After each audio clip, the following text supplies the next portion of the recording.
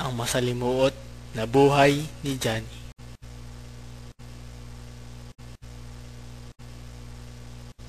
Isang araw, hindi inaasahang dumating ang isang dating kaibigan.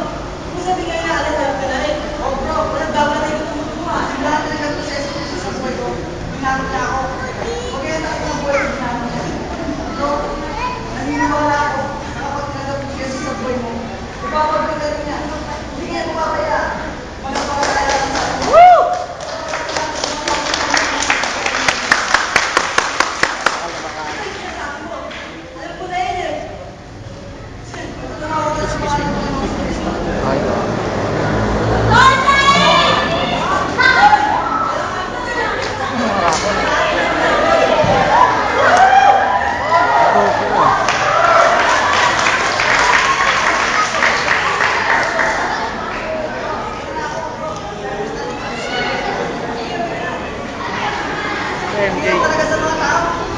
Parang hapon si MJ yan ha. May buhos. Wala na laking buhos mo. Sabi nila, alam nila sa namin, pero totoo, hindi nila makakawaan. Dahil patuloy pa sila sa paggawa ng kasalanan. Dapat mo nang kilalanin ng tawang Diyos, hindi lamang sa isip. O sino? Sabi niya, sino? Tumawag, sino daw ako? Hindi lang tara, hindi ko. Ang lakas talaga ng tama. May bumubulo sa akin ko ba yun? Bumubulo pa ako?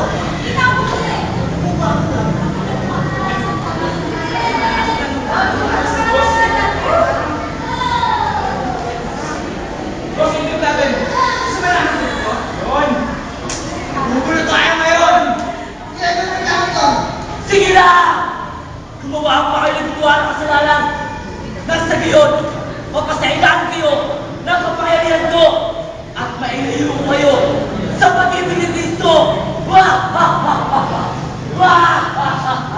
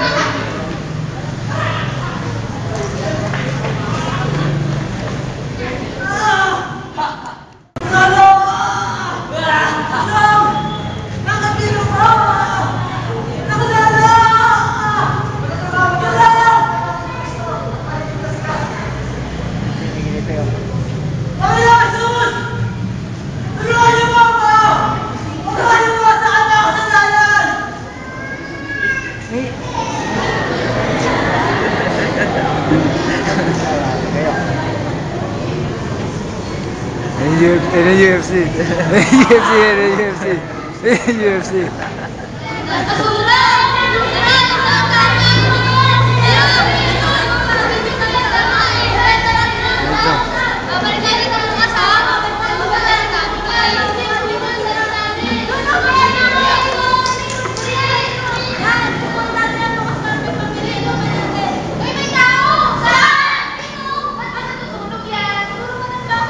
Buti na lang tayo kahit kung meron. Tara, lagi na natin parang pera sa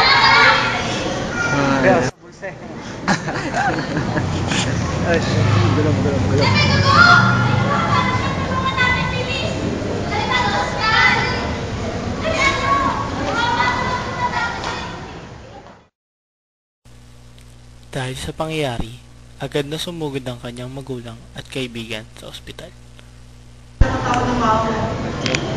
Anak, isunin ng Diyos sa piling niya ang aming mga pananalangin at panatutulad mo sa mga sir. Totoo sinasabi sa salita ng Diyos. Masama ang mabuti ang nangyayari sa tao, kaya layunin ng Diyos sa buhay mo. Ito malaking pagkabago magaganap sa buhay mo dyan.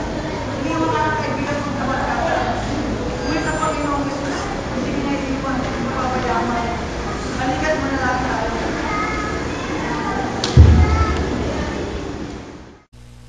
Pagkaraan ng ilang araw, nakalabas na si Johnny sa ospital at simula noon, nanumbalik na siya sa Panginoon. When the music fades and all is stripped away, and I simply come, longing just to bring something that's of worth that will bless your heart.